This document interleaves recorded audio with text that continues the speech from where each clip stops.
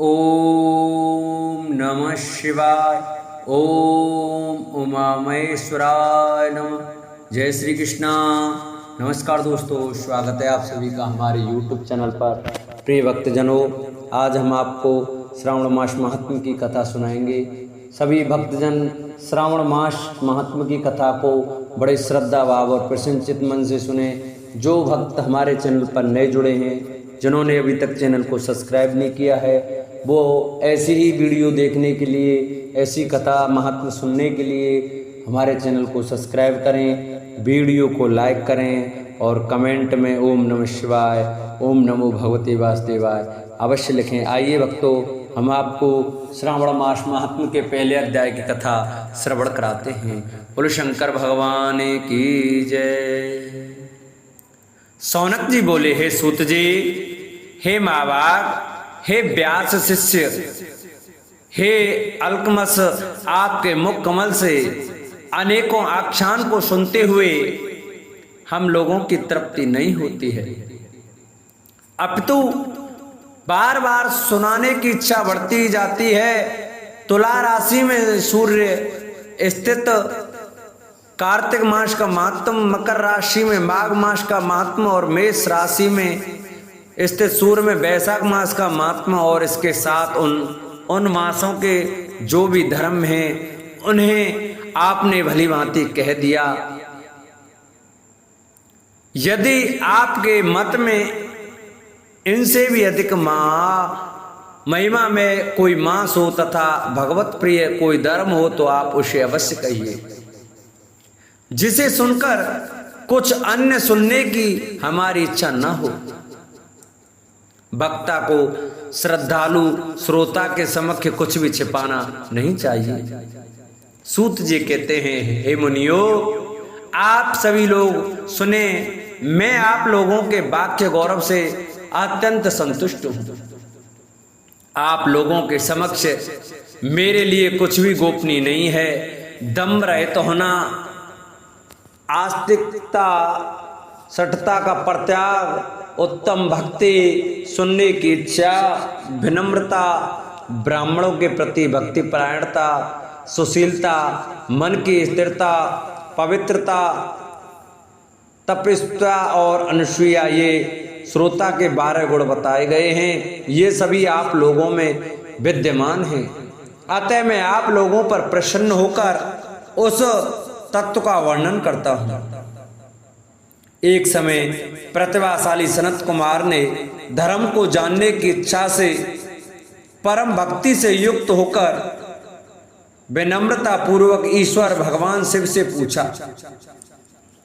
सनत कुमार बोले, योगियों के द्वारा आराधनीय चरण कमल वाले हे देव, हे महाभाग, हमने आपसे अनेक व्रतों तथा बहुत प्रकार के धर्मों का श्रवण किया, फिर भी हम लोगों के मन में सुनने की अभिलाषा है। 12 मासों में जो मास सबसे श्रेष्ठ, आपकी अत्यंत प्रीत कराने वाला, सभी कर्मों की सिद्धि देने वाला हो, और अन्य मास में किया गया कर्म यदि इस मास में किया जाए तो वह अत्यंत फल प्रदान कराने वाला हो। हे देव, उस मास को बताने की कृपा कीजिए। साथ ही लोकानुग्रह की कामना से उस मास के सभी धर्मों का भी वर्णन कीजिए। ईश्वर बोले, हे सनत कुमार, मैं अत्यंत गोपनीय भी आपको बताऊंगा। हे सुव्रत, हे विधि नंदन, मैं आपकी स्वेच्छा तथा भक्ति से प्रसन्न हूँ। 12 मासों में श्रावण मास मुझे अत्यंत प्रिय है, इसका महात्म्य सुनने योग्य है। अतः इसे श्रावण कहा गया है। इस मास में श्रवण नक्षत्र युक्त पूर्णिमा होती है, इस कारण से भी इसे श्रावण कहा गया है। इसके महात्म के श्रवण मात्र से यह सिद्धि प्रदान कराने वाला है, इसलिए भी इस श्रावण संज्ञा पाला है। निर्मलता गुण के कारण यह आकाश के सदृश है, इसलिए नवा कहा गया है। इस श्रावण मास के धर्म की गणना करने में इस पृथ्वी लोक में कौन समर्थ हो सकता है, जिसके फल का संपूर्ण रूप से वर्णन करने के लिए ब्रह्मा जी 4 मुख वाले हुए। जिसके फल की महिमा को देखने के लिए इंद्र 1000 नेत्रों से युक्त हुए और जिसके फल को कहने के लिए शेषनाग 2000 जिह्वाओं से संपन्न हुए। अधिक कहने से क्या प्रयोजन, इसके महात्म को देखने और कहने में कोई भी समर्थ नहीं है। हे मुनि, अन्य मास इसकी एक कला को भी नहीं प्राप्त होते हैं। यह सभी व्रतों तथा धर्मों से युक्त है। इस महीने में एक भी दिन ऐसा नहीं है जो व्रत से रहित दिखाई देता हो।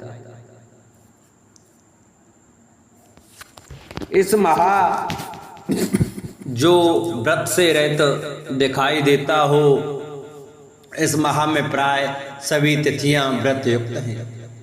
इसके मातम के संदर्भ में मैंने जो कहा है वह केवल प्रशंसा मात्र नहीं है। आर्तो जिज्ञासुओं, भक्तों, अर्थ की कामना करने वाले, मोक्ष की अभिलाषा रखने वाले और अपने अपने अभिष्ट की आकांक्षा रखने वाले चारों प्रकार के लोगों, ब्रह्मचर्य ग्रस्त, वानप्रस्थ, संन्यास आश्रम वाले को इस श्रावण मास में व्रतानुष्ठान करना चाहिए। सनत कुमार बोले, हे भगवान, हे सत्तम, आपने जो कहा कि इस मास में सभी दिन एवं तिथियां व्रत रहित नहीं हैं, तो आपने मुझे बताइए किस तिथि में और किस दिन में कौन सा व्रत होता है, उस व्रत का अधिकारी कौन है, उस व्रत का फल क्या है, किस किसने उस व्रत को किया, उसके उद्यापन की विधि क्या है, प्रधान पूजन कहाँ हो और जागरण करने की क्या विधि है, उसका देवता कौन है, उस देवता की पूजा कहाँ होनी चाहिए, पूजन सामग्री क्या क्या होनी चाहिए और किस व्रत का कौन सा समय होना चाहिए। हे प्रभु, वह सब आप मुझे बताइए। यह मास आपको प्रिय क्यों है, किस कारण यह पवित्र है, इस मास में भगवान का कौन सा अवतार हुआ, यह सभी मासों में श्रेष्ठ कैसे हुआ और इस मास में कौन कौन धर्म अनुष्ठान के योग्य हैं। हे प्रभु, यह सब बताइए। आपके समक्ष मुझ अज्ञानी का प्रश्न करने में कितना ज्ञान हो सकता है, अतः आप संपूर्ण रूप से बताइए। हे कृपालो, मेरे पूछने के अतिरिक्त भी जो शेष रह गया हो उसे भी आप लोगों के उद्धार के लिए कृपया करके बताइए। रविवार, सोमवार, भौम, बुधवार, बृहस्पतिवार, शुक्रवार और शनिवार के दिन जो करना चाहिए, हे विभो, वह सब मुझे बताइए। आप सब के आदि में आविर्भूत हुए हैं, अतः आपको आदि देव कहा गया है। जैसे एक की विधि बाधा से अन्य की विधि बाधा होती है, वैसे ही अन्य देवताओं के अल्प देवत्व के कारण आपको महादेव माना गया है। तीनों देवताओं के निवास स्थान पीपल वृक्ष में सबसे ऊपर आपकी स्थिति है। कल्याण रूप होने के कारण आप शिव हैं और पाप समूह को हरने के कारण आप हर हैं। आपके आदि देव होने में आपका शुक्ल बल प्रमाण है, क्योंकि प्रकृति में शुक्ल वर्ण की ही प्रधान है। अन्य वर्ण विकृत हैं, आप कर्पूर के समान गौर वर्ण के हैं, अतः आप आदि देव हैं। गणपति के अधिष्ठान रूप 4 दल वाले मूलाधार नामक चक्र से, ब्रह्मा जी के अधिष्ठान रूप 6 दल वाले स्वाधिष्ठान नामक चक्र से और विष्णु के अधिष्ठान रूप 10 दल वाले मणिपुर नामक चक्र से भी ऊपर आपके अधिष्ठित होने के कारण आप ब्रह्म तथा विष्णु के ऊपर स्थित हैं। यह आपकी प्रधानता को व्यक्त करता है। हे देव, एकमात्र आपकी ही पूजा से पंचायतन पूजा हो जाती है, जो कि दूसरे देवता की पूजा से किसी भी तरह संभव नहीं है।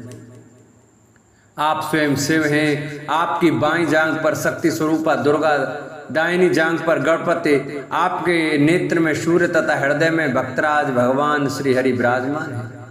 अन्न के ब्रह्म रूप होने तथा रास के विष्णु रूप होने और आपके उसका भोक्ता होने के कारण, हे ईशान, आपके श्रेष्ठतम में किसे संदेह हो सकता है। आपको विरक्त की शिक्षा देने हेतु आप शमशान में तथा पर्वत पर निवास करते हैं।